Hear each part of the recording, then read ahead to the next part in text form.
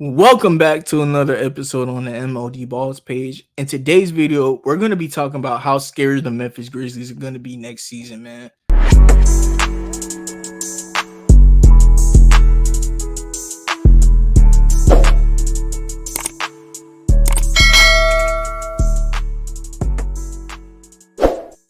All right, so the Memphis Grizzlies last year, they were not your typical 13th seed. They were the team, I believe, last year they had the most players that were ever on a roster throughout a calendar year. Because, dude, this team was the most unlucky team throughout everything. I mean, let's just talk about the last time we saw a healthy Memphis Grizzlies. That was in the playoffs against the Lakers, where Dylan Brooks was poking bears. Dylan Brooks was out there poking bears. Ja Morant was out there dropping 40, and Jaren Jackson was blocking, having a block party. I think that's when Jaren Jackson won DPOY. So that Memphis Grizzlies team, when they were healthy, they had a lot of promise. Desmond Bane, didn't even mention him. Now that team has had a gap year where a lot has changed, but the core is still intact. So now you have JJ Jackson, who's going to be in that core. You have Zach Edey, who's going to be in that core. And those are two great pieces that fit this team perfectly. JJ Jackson is going to be that small forward that they've been missing.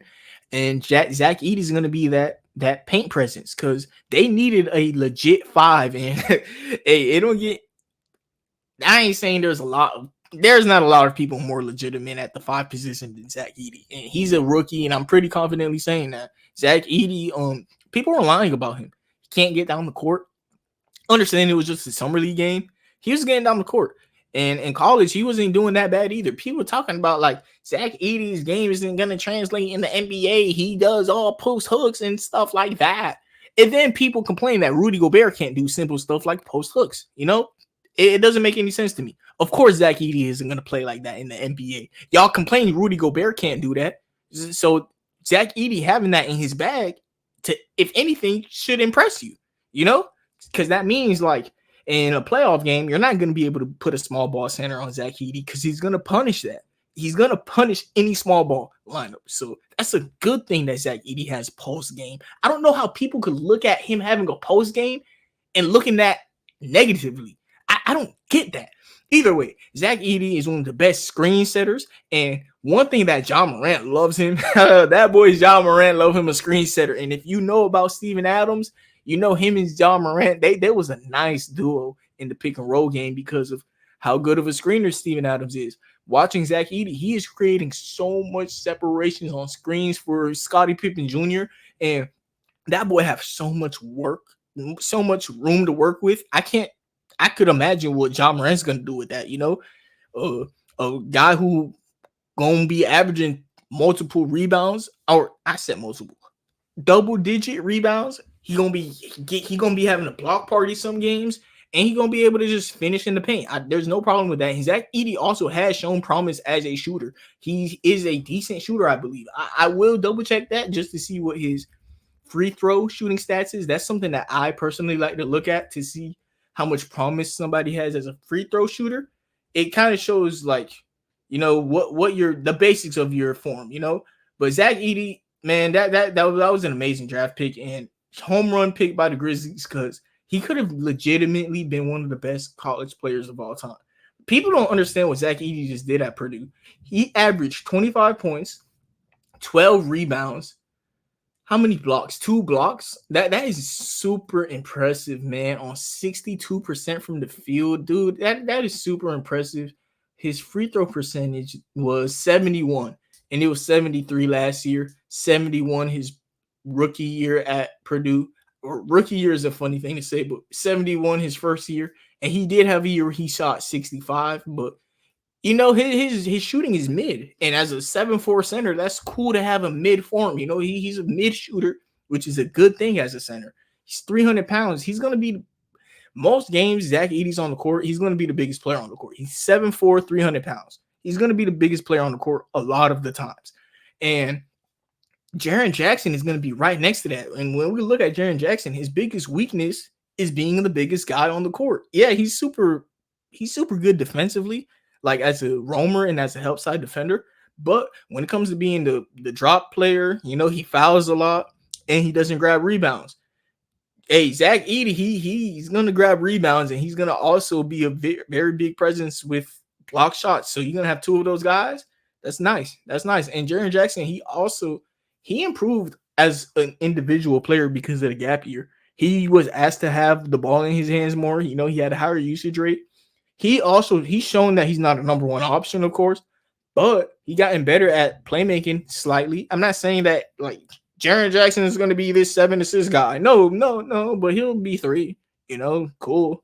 And then he's a power forward. Let him be. GG Jackson. I would prefer GG on the bench and trading Marcus Smart for like the perfect fit at small forward, so I could just make this the best starting 5 in the NBA. But you know, up to the Grizzlies because Marcus Smart, him starting at small forward and then being a backup point guard throughout the game, that's also cool. You know, you have your first rotation be like Ja Morant on the bench. You put in Marcus Smart at point guard, and then you slide GG to small forward. That's not terrible. It's not terrible at all. You could still be you could be a playoff team with that. And when I say playoff team, I mean top 6 seed. I think they'll be higher than that, but you could be a playoff team with that rotation. Talk about like how they could improve this roster. They have a player like Marcus Smart who's super valuable.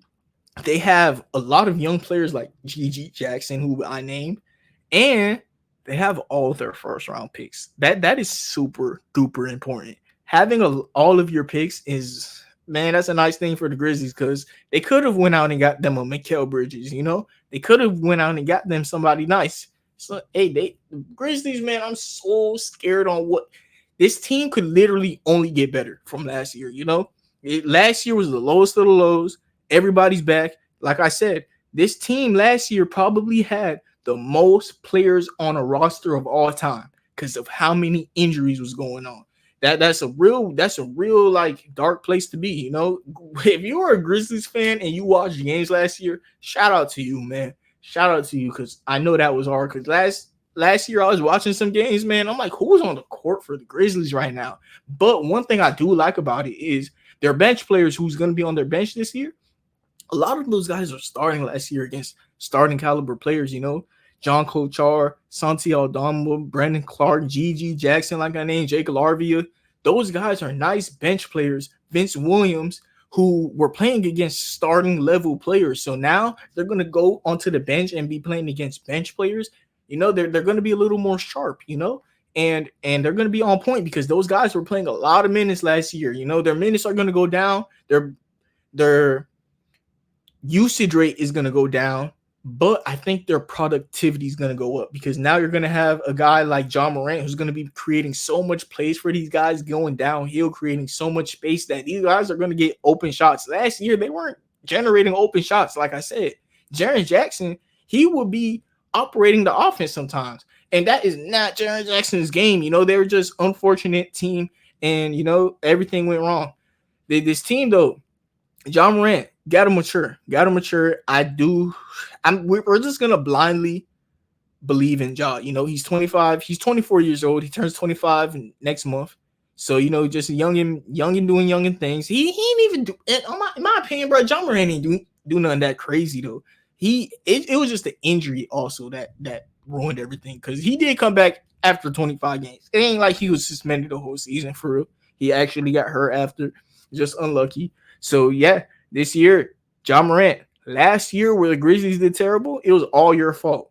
All your fault. So this year, all you can do is come back with vengeance. And I do think he's going to come back pissed off. I think Ja Morant is going to come back and be an all-NBA player, man. Ja Morant is that good, and the Memphis Grizzlies is that good. And to all those people, when Tyus Jones and the Memphis Grizzlies would win games when Ja Morant was on the bench because Ja Morant used to rest against bad teams and y'all used to say that Ja Morant isn't a good player, that narrative is going to change a lot because if you were there when Tyus Jones would start for the Grizzlies at times, Tyus Jones is a great player, by the way, and is still in the free agency somehow. I don't know how, but when Tyus Jones would start for the Grizzlies, they would have a nice win record, and people would be like, Ja Morant's overrated because of this. Even though people looked at the context, like they were playing against like the Pistons and stuff, and Ja Morant would just rest. But who cares? Who cares? To defeat the purpose, he's about to negate all of those allegations this season, because Ja Morant, like I said, he gonna come with all vengeance and be an all NBA player this year. Y'all believe me on this. Zach Edey, I'm really high on him. And the core of this roster, they fit well together. The only questionable piece is Marcus Smart. And no matter what, he has a floor, because Marcus Smart can play small forward. He is one of those guards. He doesn't guard on the perimeter. Marcus Smart is very much a post defender and a wing defender. So it's not crazy that he's playing small forward. I can see it. I dislike it because he's 6'3", but he could be a 3-and-D small forward for sure. Not crazy at all. I can see the vision. But, I would rather, get some side. You got Marcus Smart, who's valuable in all your picks. Dude, the Grizzlies could get scary real quick, and they already are scary. This is their floor right now. This team that they have is the worst it's going to be this season, because they could only get better. Because I think Zach Edey's only going to improve. And I think with all the assets that they have, they could only improve as a team. And trust me, when the Memphis Grizzlies start this season and are on fire with all of their picks, they're going to buy into the season a little bit. And they're going to do something that's going to shock us. And they're going to do something that could make them a legit finals contender. They could open up their window this year. It's not open yet because they're one piece away. But they have all of their picks and valuable assets on this team. They could find that piece. I don't know what it is. But, hey, whoever's the general manager of the Grizzlies, hey, find that out. And talking about general managers of the Grizzlies, we wrapping this video up. I just made a 30-minute, almost documentary on Jerry West. If you're a Grizzlies fan and you want to hear me talk about Jerry West, because he was y'all general manager at one point, tap the link above. And yeah, nice way to give me some self-promo. And thank you guys for listening. If you're 12 minutes in and you still listening, you might have liked the video a little bit. We're at 29 subscribers now. I did something to lose a subscriber, actually. But I'm going to keep having fun recording these videos, and hopefully y'all enjoy them. So have a nice day, and God bless. Memphis Grizzlies on 3. 1, 2, 3, Memphis Grizzlies! Let's go.